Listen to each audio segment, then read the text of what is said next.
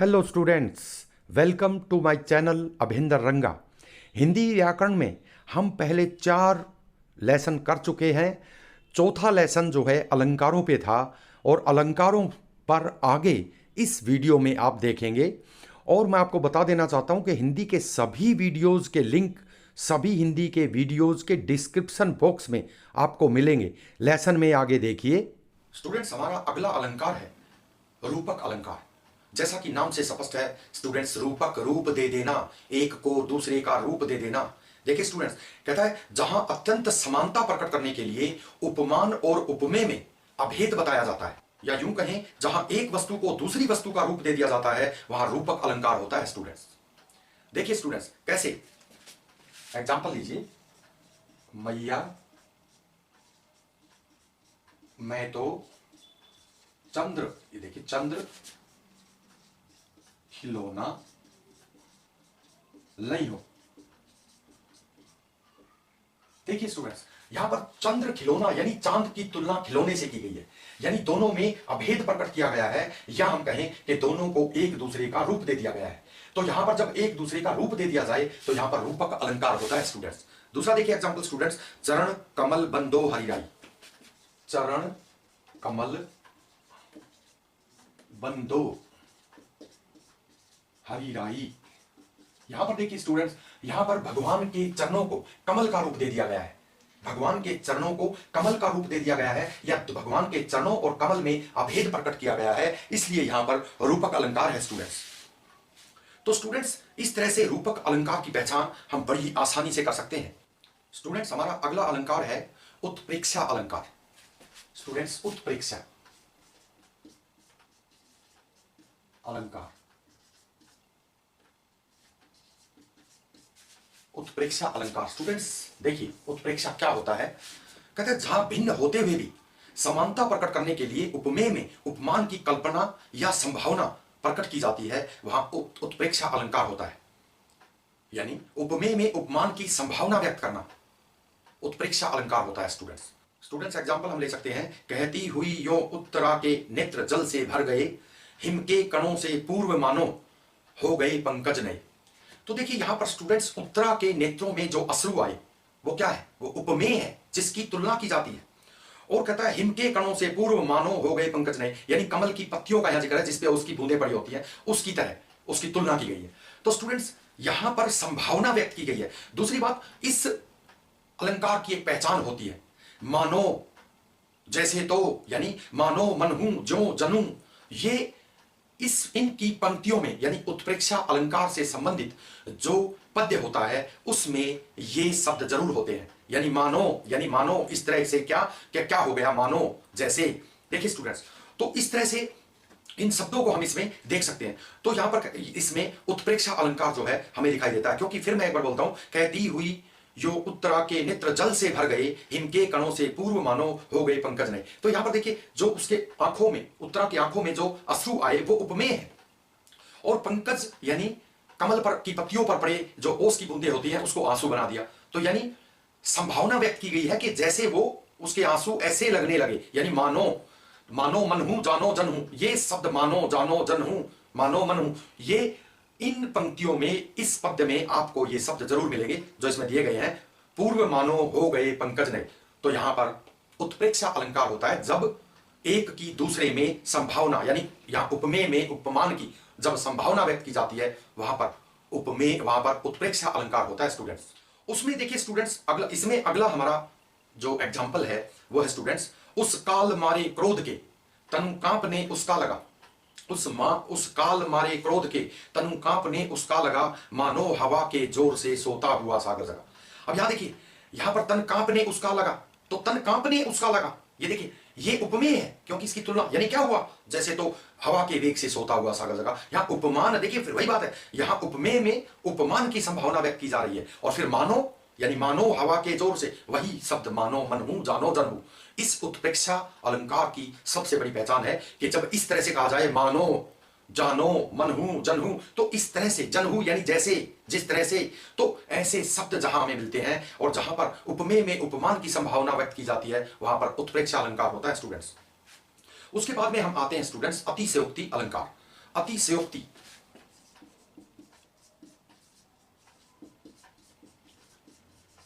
अतिशयोक्ति अलंकार।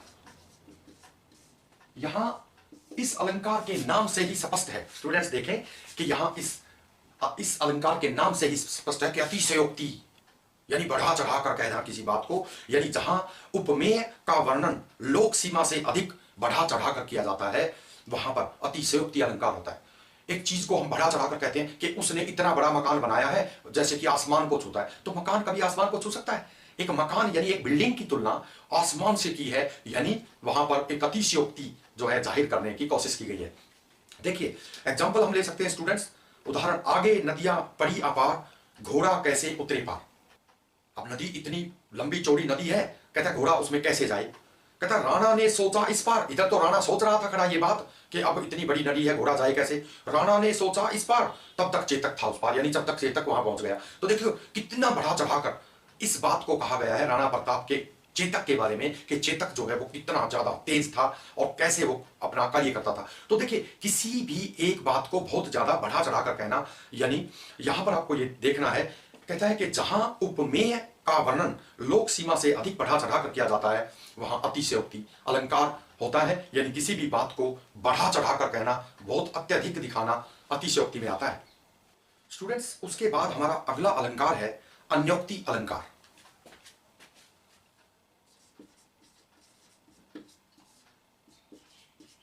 अन्योक्ति अलंकार। अन्योक्ति अलंकार क्या होता है स्टूडेंट्स? देखिए जहां किसी कारणवश उपमान यानी जो अप्रस्तुत होता है, उपमान के वर्णन के माध्यम से उपमेय यानी उपमेय जो प्रस्तुत होता है जिसकी तुलना की जाती है का वर्णन किया जाए वहां अन्योक्ति अलंकार होता है। और इस अलंकार की सबसे बड़ी पहचान यह होती है कि ये अलंकार व्यंग्य प्रधान है, इसमें व्यंग्य किया जाता है। हमेशा इस अलंकार की यह पहचान होती है कि अन्योक्ति अलंकार जब भी आपके सामने हो तो उसमें आप व्यंग्य प्रधानता जरूर देखेंगे कि उसमें व्यंग्य किया गया होगा, जरूर व्यंग्य किया गया होगा। जैसे एग्जांपल हम लेते हैं कि जिन दिन देखे वे कुसुम, यानी जिसने वो कुसुम यानी वो सुहावना मौसम देखा था जिसको हम बोलते हैं कि सावन देखा था। गई सु बीती बहार, कहता है वो बहार अब चली गई है। अब अली रही गुलाब में, क्योंकि जब गुलाब उस मौसम में गुलाब खिला होता है तो भौरा उसके चिपक जाता है, लेकिन जब पतझड़ आता है तो फूल ऐसे बंद हो जाता है, फूल मुरझा जाता है और भौरा उसी के चिपका रह जाता है और साथ में खत्म हो जाता है। तो कहता है अब अली रही गुलाब में अपत कटीली डार, यानी अब आपत्तियां देखिए और कटीली डार उसके पास है और कुछ भी नहीं है। तो ठीक उसी तरह से जैसे हम किसी से अगर कुछ मुसीबत में कुछ पैसा उधार लेने जाते हैं और वो जाते ही हमें इस तरह से व्यंग्य करता है कि भाई मेरे पास जो पहले होता था ना वो होता था, वो दिन अब चले गए हैं, अब तो मेरे पास, मैं तो खुद गरीब हूं, मेरे पास तो खाने के लिए कुछ भी नहीं है, मैं तुम्हें कहां से दूं। तो देखिए व्यंग्य, इसमें व्यंग्य टाइप जो है कुछ कहा होता है। तो ऐसे दोहों में आपको ये याद रखना चाहिए, ऐसी पंक्तियों में, ऐसे पद्य में आपको व्यंग्य जो है जरूर मिलेगा। स्टूडेंट्स उसके बाद हम आते हैं श्लेष अलंकार पर। श्लेष अलंकार का क्या अर्थ होता है स्टूडेंट्स? जहां पर किसी एक शब्द का एक ही बार प्रयोग हुआ हो और उसके अर्थ दो निकलते हो या उसके अधिक अर्थ निकलते हो। शब्द एक ही है और उसके अनेक अर्थ निकलते हैं, दो अर्थ निकलते हैं, तीन अर्थ निकलते हैं, तो ऐसा अलंकार श्लेष अलंकार होता है। देखिए आप समझते हैं श्लेष का अर्थ होता है चिपकना, यानी अर्थों का साथ में चिपकना। देखिए स्टूडेंट्स कहता है जहां एक शब्द केवल एक ही बार प्रयुक्त हो परंतु उसके अर्थ एक से अधिक हो वहां श्लेष अलंकार होता है। जैसे रहीमन पानी राखिए बिनु पानी सब सुन, पानी गए न उबरे मोती मानुष चुन। देखिए स्टूडेंट्स क्या मतलब है कि रहीमन पानी राखिए, अब यहां पानी है और कहता है इज्जत राखिए, इज्जत सम्मान अपना, कहता है रहीमन पानी राखिए। रहीम कहता है हर इंसान को कि आप अपने पानी को बचाकर रखें, यानी सम्मान को बचाकर रखें। कहता है बिनु पानी सब सुन, और पानी अगर नहीं है तो सब कुछ खत्म है, यानी सम्मान आपका नहीं है तो आपके पास कुछ भी नहीं है। फिर कहता है पानी गए न उबरे, यानी सम्मान आपका चला गया। अगर सम्मान आपका चला गया, मोती मानस चून, तो ना तो मोती, अगर मोती का की चमक चली गई तो मोती खत्म। कहता है मानुष और आदमी की इज्जत चली गई, सम्मान चला गया तो आदमी खत्म, और चून यानी चूने का पानी सूख गया तो चूना खत्म। देखिए स्टूडेंट्स भिन्न भिन्न अर्थ, एक ही शब्द है पानी पानी पानी पानी, और उसके अर्थ जो है यानी मोती का पानी, आदमी का पानी यानी मोती का पानी यानी मोती की चमक, आदमी का पानी यानी आदमी की इज्जत, और चून का पानी यानी चूने की का पानी यानी चूना सूख गया तो वो भी खत्म। तो देखिए स्टूडेंट्स श्लेष अलंकार एक शब्द और अनेक अर्थ, एक या एक से अधिक। देखिए श्लेष अलंकार में एक नहीं, एक शब्द है और उसके एक से अधिक अर्थ निकल रहे हैं, तो यहां पर क्या है, श्लेष, चिपकना इसका अर्थ होता है, यानी अर्थ चिपके हुए हैं। तो ऐसे अलंकार को हम श्लेष अलंकार कहेंगे स्टूडेंट्स। उसके बाद में हम आते हैं मानवीकरण अलंकार। स्टूडेंट्स, मानवीकरण अलंकार को पहले समझ लेना बहुत ही जरूरी है। कैसे स्टूडेंट्स? देखिए किसी भी चीज का मानवीकरण कर देना स्टूडेंट्स, पर्सनिफिकेशन, इसे हिंदी में हम बोलते हैं पर्सनिफाई करना, यानी किसी निर्जीव या सजीव चीज को मानव से उसकी तुलना कर देना। मानव का रूप देना नहीं कहेंगे, किसी निर्जीव या सजीव चीज को का मानवीकरण कर देना, उसका पर्सनिफिकेशन कर देना, यानी एक व्यक्ति की तरह उसको रखना, मानवीकरण अलंकार कहलाता है। इस अलंकार की जो व्याख्याएं की गई है वो अलग अलग तरह से नोट्स और बुक्स में अलग अलग तरह से की गई है, जो उचित नहीं है, क्योंकि मानवीकरण, पर्सनिफाई एक अलग चीज होती है। किसी भी निर्जीव या कोई सजीव चीज, अन्य चीज, उसको पर्सनिफाई कर देना, उसका मानवीकरण कर देना, मानवीकरण अलंकार होता है स्टूडेंट। जैसे हम कहते हैं कि गाय हमारी माता है, तो हमने वहां रूप नहीं दिया, इसे रूप नहीं कहेंगे, रूप दे देना नहीं, हमने उसका मानवीकरण किया है, गाय को माता बताकर मानवीकरण किया है। और बाद में हम कहते हैं उसके लिए सी लिखना भी, C has 4 legs, C has a long tail. देखिए इस तरह से हम कहते हैं। तो सी क्यों? क्योंकि हमने पहले उसको माता बनाया, पहले उसको मदर लिखा, और मदर लिखने के बाद हमने सी लिखना शुरू कर दिया। तो मदर, काऊ को मदर मानने के बाद हम उसके लिए इट लगाने की जरूरत नहीं है, हम उसके लिए सी भी लगा सकते हैं। तो देखिए काऊ को हमने पहले मदर बनाया, उसको मदर माना, और फिर उसके लिए लिखना शुरू किया, C has 4 legs, C has a long tail. देखिए इस तरह से चले तो पर्सनिफाई करना ये होता है। अब देखिए, अब लहरें हैं, समुद्र की लहरें हैं, और उनको हम डांस करवा रहे हैं। लहरें कभी डांस करती हैं? कभी नहीं करती। लेकिन डांस कौन करता है? डांस तो मानव करता है, व्यक्ति करता है। इसलिए लहरों का डांस करना यानी उनका मानवीकरण कर देना। एग्जाम्पल से स्पष्ट होगा स्टूडेंट्स। देखिए कहता है, सागर के ऊपर नाच नाच करती हैं लहरें मधुर गान। और मधुर गान, गान भी, गान कौन गाता है? गाने कौन गाता है? पशु तो कोई गाता नहीं है। स्पष्ट है कि गाने व्यक्ति गाता है, पर्सन गाता है। तो पर्सनिफाई कर दिया, मानवीकरण, यानी लहरों को गाना भी लहरों ने गाया और डांस भी किया, और जो काम कौन करता है? व्यक्ति। तो इसलिए इस तरह का अलंकार जहां पर कोई किसी भी चीज का, किसी भी जीव का मानवीकरण किया गया हो, उससे उस काम की आशा की गई हो जो व्यक्ति करता है, वहां पर मानवीकरण अलंकार होता है स्टूडेंट्स। ये हमें याद रखना चाहिए। तो स्टूडेंट्स, मैंने आपसे अलंकार के बारे में काफी चर्चा की।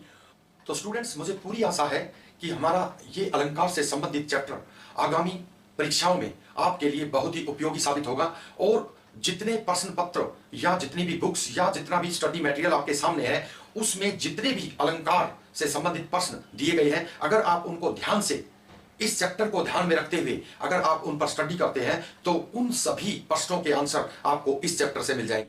आज के वीडियो में इतना ही। Subscribe my channel, like and share this video, और नेक्स्ट वीडियो में जल्द ही आगे मिलते हैं। लेकिन साथ में ये बताना चाहता हूँ कि सभी वीडियोज़ के डिस्क्रिप्शन बॉक्स में हमने सभी वीडियोज़ के लिंक दिए हैं, जो आप कभी भी देख सकते हैं। धन्यवाद।